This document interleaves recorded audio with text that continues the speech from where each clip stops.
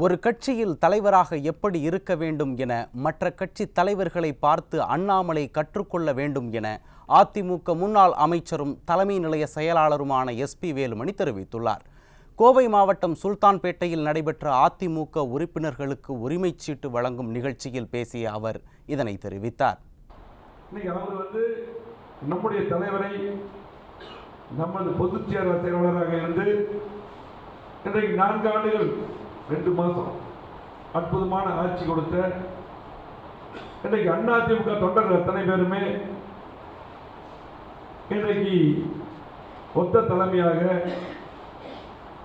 கழகத்துடைய பொதுச் செயலாளராக பல்வேறு சூழ்நிலைகளிலே ஏற்றுக்கொள்ளப்பட்டு சிறப்பான முறையிலே கட்சி பணியும் எதிர்கட்சி தலைவராக இருந்து இன்றைக்கு மக்களுடைய பிரச்சனைகளை எந்த எதிர்கட்சியும் செய்யாததை நம்முடைய எதிர்கட்சி தலைவர் சட்ட ஒழுங்காக இருந்தாலும் சரி, மக்களுடைய பிரச்சனையாக இருந்தாலும் சரி, இன்றைக்கு சரியான முறையிலே சிறந்த எதிர்கட்சி தலைவராக சட்டமன்றத்திலும் மக்கள் மன்றத்திலும் சிறப்பான முறையிலே பணியாற்றி வருகின்ற 26 நிச்சயமாக நல்ல கூட்டணி அமைத்து 26 முதலமைச்சராக பொறுப்பேற்கக்கூடிய எடப்பாடியாரை பற்றி மிகவும் தரக்குறைவான வார்த்தைகளிலே பேசுகிறார். ஒரு கட்சி தலைவருக்கு எப்படி இருக்க வேண்டும் என்று இதுக்கு முன்னாடியே கட்சி தலைவர்கள் இருந்திருக்காங்க. பாரதிய கட்சி அவங்களை பார்த்தா தெரிஞ்சுக்கணும். இன்றைக்கு அண்ணாமலையுடைய அரசியலுக்கு அவர் ஒரு 3 வருஷம் 4 வருஷம்.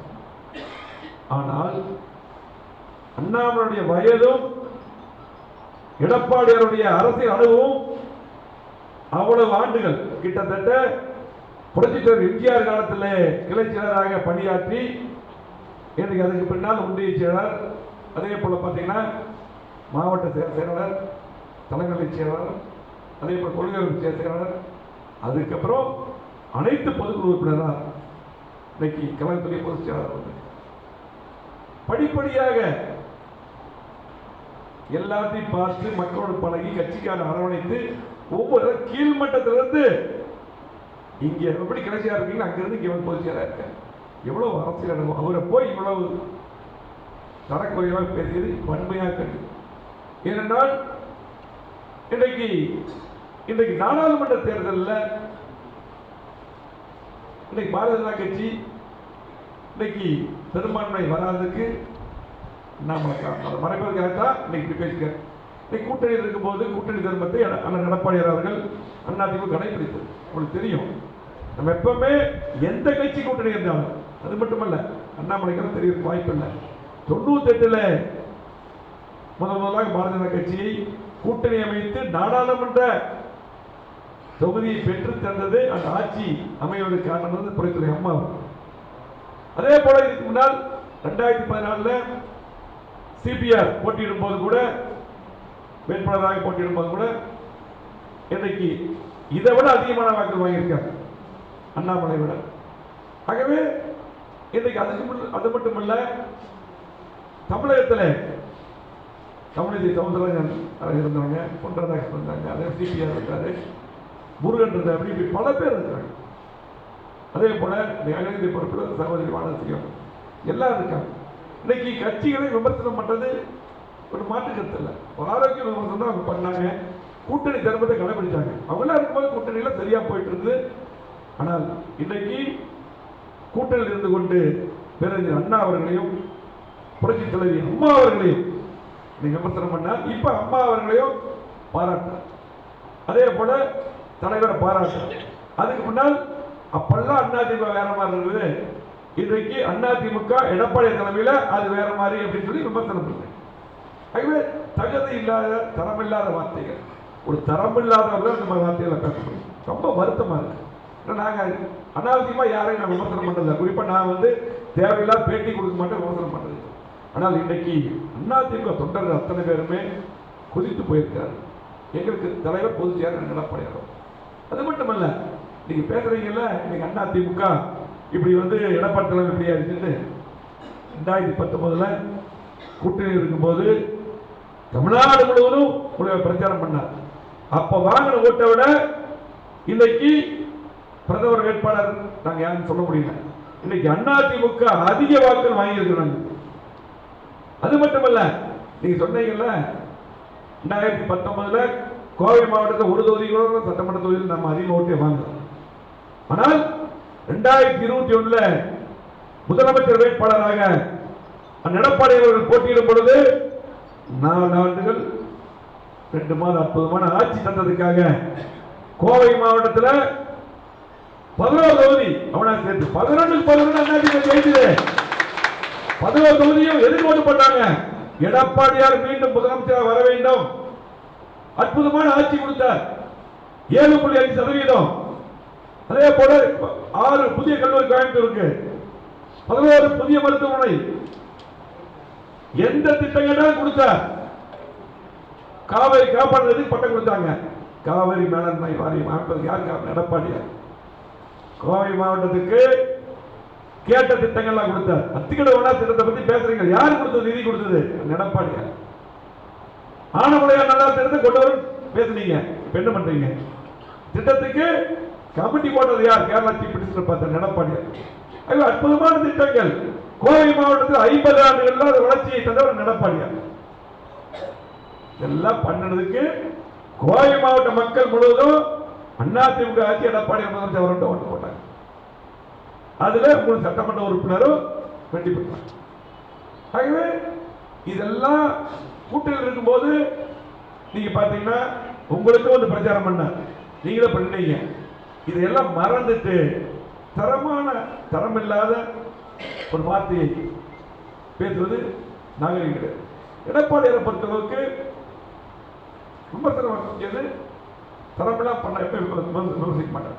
ஏனென்றால் அவர் ஆரம்பத்திலிருந்து இந்த கட்சிக்காக உழைத்தவர் மட்டுமல்ல, எல்லா கூட்டணி கட்சி தலைவர்கள் மதிக்கக்கூடியவர், அனைவரும் மதிக்கக்கூடியவர்.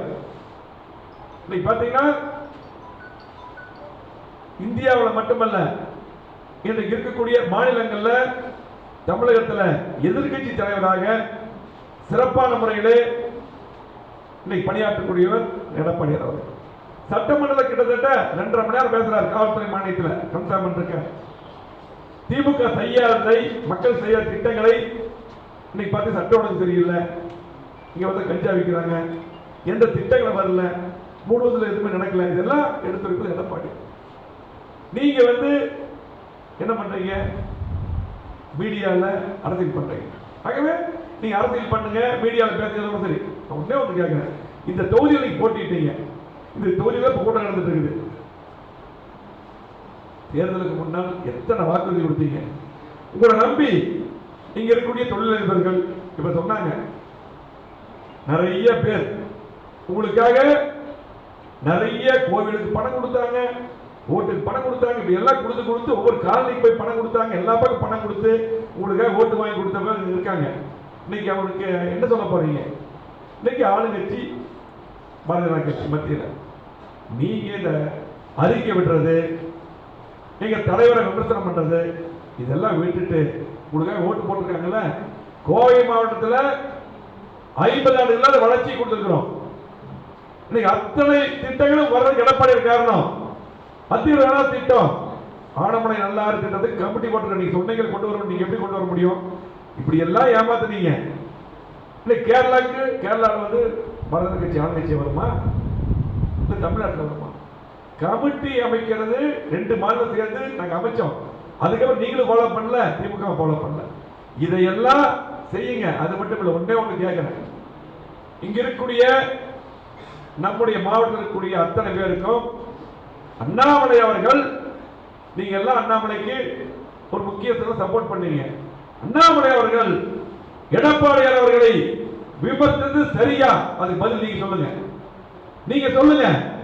இங்க இருக்கவங்க நிறைய பேர் அண்ணாமலைக்கு ஆதரிச்சீங்கல்ல, நமக்காக உங்களுக்காக நீங்க எப்ப பார்த்தாலும் உங்களை நாங்கள் போய் சந்திக்க வச்சிருக்கிறோம். நீ கேட்ட திட்டங்களை எல்லாம் பண்ணி கொடுத்துருக்கிறோம். ஏர்போர்ட் விரிவாக்கம், அத்திக்கடை வனார் திட்டம், கோயம்புத்தூர் இத்தனை மேம்பாலம், இத்தனை சாலைகள், இன்னைக்கு கூட்டுக்குடி திட்டம், 3ஆம் கூட்டுக்குடி திட்டம், இன்னைக்கு பாத்தீங்கன்னா அது வந்துச்சுன்னா 50 வருஷத்துக்கு தண்ணி பிரச்சனையே இருக்காது. 6 புதிய கல்லூரி, கலெக்டர் புது பில்டிங், எஸ்பிஆர் புது பில்டிங், அரசு மருத்துவமனை மேம்பாடு, அற்புதமான கட்டணம், இத்தனை திட்டங்களை கொடுத்தார் எடப்பாடியார். இதெல்லாம் நீங்க கேட்டு பண்ணி கொடுத்தார். யார் நினைச்சாலும் போய் சந்திச்சீங்க, இத்தனை தந்தார். இவரை அப்படிப்பட்ட தலைவரை தரமில்லாமல் விமர்சித்திருக்கார் அண்ணாமலை. இது நீங்களே பார்த்துக்கங்க. ஆகவே தேர்தல் நேரத்தில் மட்டும் வந்து ஏமாத்தி அதை பண்ணது இது பண்ணணும்னு ஓட்டு வாங்குறது சில பேர். ஆனா எடப்பாடி அப்படி கிடையாது. இத்தனை திட்டங்கள் செஞ்சுட்டு தான் ஓட்டு கேட்கிறார். சட்டமன்ற தேர்தல் வரும்பொழுது அண்ணாமலை மட்டுமல்ல, இன்னைக்கு முக ஸ்டாலின் இருந்தாலும் சரி, உங்களுக்கு தெரிஞ்சுங்க, முக ஸ்டாலினா எடப்பாடியார் மக்கள், தமிழ்நாடு மக்கள் ஒட்டுமொத்தமாக எடப்பாடியார் முதலமைச்சர் அவர்கள் வாக்களிப்பார். அவ்வளவு திட்டங்களை கொடுத்திருக்காரு. முழுவதும் திமுக ஒன்றுமே பண்ணல. ஆகவே இன்னைக்கு ரெண்டு கட்சியும் ஏமாத்தி ஓட்டு வாங்கிட்டாங்க. அவ்வளவுதான். எடப்பாடியை பொறுத்தவரைக்கு கூட்டணி இருக்கும்போது கூட்டணி தர்மம் இருந்தது, மதிச்சார். அதே போல பாரதிய கட்சியும் நாங்க பாத்தீங்கன்னா முன்னாள் தலைவர்கள்லாம் இன்னைக்கு பாத்தீங்கன்னா கூட்டணி தலைவர்கள் மதித்தார்கள். நீங்க மதிக்கல நாடாளுமன்றத்தில். அதனாலதான் இன்னைக்கு பாரதிய கட்சிக்கு தமிழ்நாட்டில் எப்படி தெரியும் கொடுக்கும். ஆகவே நீங்க என்ன பண்ணீங்க? உங்களை விட முன்னாள் தலைவர்கள் அதிக ஓட்டு வாங்கியிருக்காங்க. நல்லா திரும்பி பாருங்க. ஆகவே நீங்க வந்து இன்னைக்கு இருக்க சூழ்நிலையை உங்களுடைய தவறை மறைப்பதற்காக எடப்பாடி அவர்கள் விமர்சனம் பண்றீங்க. இது வந்து கண்டிப்பா நிறுத்திக் கொள்ள வேண்டும். எடப்பாடியாரை பற்றி பேசக்கூடிய தகுதி அண்ணாமலை கிடையாது என்பதை தெரிவித்துக் கொண்டு